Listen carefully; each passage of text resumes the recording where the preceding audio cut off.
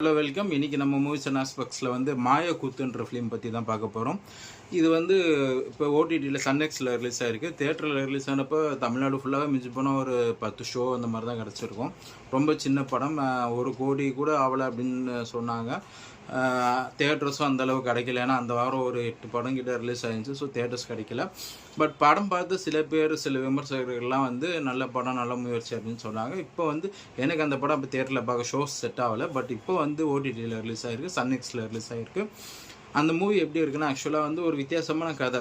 எப்படின்னா வந்து ஒரு ரைட்டர் இருக்கார், அவர் எழுதுகிற 3 வெவ்வேறு தொடர் கதையை, அதில் வர கேரக்டர்ஸ்லாம் வந்து அவர்கிட்ட நியாயம் கேட்குற மாதிரி. ஒரு கதையில் வந்து ஏழை பொண்ணு ஒன்று நீட் எக்ஸாமால் பாதிக்கப்பட்டு சூசைட் பண்ணுற ஸ்டேஜுக்கு போகுது. இன்னொரு கதையில் வந்து இன்னொரு ஏழை பெண் வந்து ஒரு வீட்டு வேலை செய்கிற இடத்துல திருட்டு பள்ளி காலாகி அதுக்கப்புறம் என்ன ஆகுதுன்ற மாதிரி அந்த கதை போகுது. அண்ட் 3வது கதை வந்து ஒரு பெரிய ரவுடி, ஒரு 49 கொலை பண்ண ரவுடி வந்து 50வது கொலை பண்ணுறப்போ அவருக்கு திடீர்னு ஒரு தடங்கள் வருது. அவருக்கு கூட இருக்கிற ஆளுங்களே ஒரு ஆள் வந்து போலீஸாக இருக்கார், கூடிய சீக்கிரம் வந்து அவர் வந்து இறந்துடுவார்னு ஒரு ஜோசியக்காரன் சொல்கிறாரு.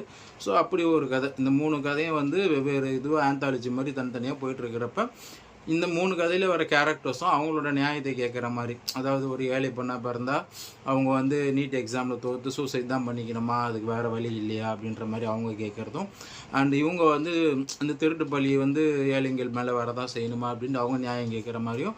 அண்ட் 3வது கதையில் வந்து இந்த ரவுடி கதையில் வந்து அது ஒரு மாதிரி எப்படி சொல்கிறது, அந்த பேரை வச்சே வந்து கேரக்டரை வந்து இந்த கேரக்டர் இப்படி தான் அப்படின்ற மாதிரி அவர் காமிச்சிருப்பார். ரவுடிங்கன்னா இந்த பேர் தான் இருக்கும் அப்படின்ற மாதிரி அது ஒரு அவங்க நியாயம் கேட்குற மாதிரி அந்த மாதிரி போகுது. ஸோ இந்த மூவி வந்து ஓவராலாக என்னென்னு பார்த்தீங்கன்னா, ஒரு ரைட்டருக்கு ஒரு பெர்செப்ஷன் இருக்கும். அவர் வந்து ஒரு கேரக்டர் இப்படி தான் இருக்கணும், அப்படி தான் இருக்கணும்னு யோசித்து எழுதுவாங்க. அந்த மாதிரி யோசிக்கிறதுக்கு நீங்கள் யார், இவங்க இப்படி தான் இருப்பாங்க, ஒரு எப்படி சொல்கிறது, ஒரு ஏழை வீட்டு பொண்ணுன்னா அவங்க கருப்பாக தான் இருக்கணுன்ற மாதிரி மனசில் வச்சு எழுதுவாங்க. அந்த மாதிரி நிறைய விஷயங்கள் இருக்குல்ல, அதெல்லாம் வந்து ஒரு ரைட்டரோட மனசாட்சி கிட்ட வந்து அந்த கேரக்டர்ஸை கேள்வி கேட்குற மாதிரி வித்தியாசமான முயற்சி தான். நல்ல ஒரு அருமையான லைன் தான். பட் வந்து எக்ஸிக்யூஷனாக நல்லா தான் இருக்குது. பட் ஸ்மால் பட்ஜெட்டில் பண்ணதுனால லிமிட்டாக அவங்க யோசித்து லிமிட்டாக பண்ணியிருக்காங்க. இன்னும் ஒரு நல்ல ஸ்க்ரீன் ப்ளே வந்து கொஞ்சம் நல்லா இன்னும் இன்ட்ரெஸ்ட்டாக எடுத்துகிட்டு போயிருக்கலாம். ஒரு ஸ்டேஜுக்கு மேலே வந்து இப்போ இந்த கேரக்டர்ஸ்லாம் இதை தான் கேட்கும், அதுக்கு இந்த மாதிரி தான் நடக்கும், அவர் வந்து அதுக்கு பதில் இதெல்லாம் தான் பண்ண போகிறார் அப்படின்றத நம்மளால் யூகிக்க முடியும். ஸோ அந்த ஒரு விஷயம் இல்லாமல் இன்னும் நல்லா ஒரு எதிர்பாராத சில விஷயங்கள்லாம் நடந்திருந்தால் இன்னும் நல்லா இருந்திருக்கும். பட் ஓவராலாக வந்து இந்த நல்ல முயற்சிக்கு இதை நம்ம தாராளமாக இந்த மூவி ஒரு வாட்டி பார்க்கலாம். எனக்கு வந்து ஒரு 75 மார்க்ஸ் தரலாம்.